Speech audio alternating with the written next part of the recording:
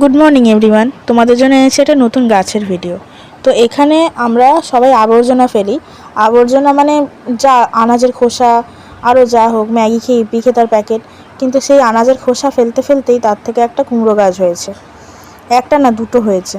আর সেই গাছটা বিনা যত্নেই এত বড় হয়ে গেছে। তো দাদু এই জন্য একটা ডুমুর গাছের ডাল কেটে নিয়ে এসেছে, সেটাকে দিয়েছে। আর দেখো কুমড়ো গাছটা ওইটা একটা বড় আর একটা ছোটো। সেটা থেকে কি সুন্দর গাছটা থেকে ডালটাও ধরে নিয়েছে ওইটাকে। আর ওখানেই একটা বড় জবা গাছ, টগর গাছ সবই আছে।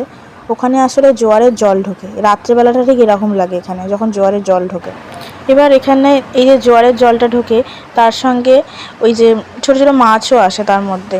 এখানে দেখতে পাবে একটু পরেই একটা কাঁকড়া এই যে মুখি দিচ্ছিল। আর এটা হচ্ছে সকালবেলা ঠিক এরকম লাগে এখানটা।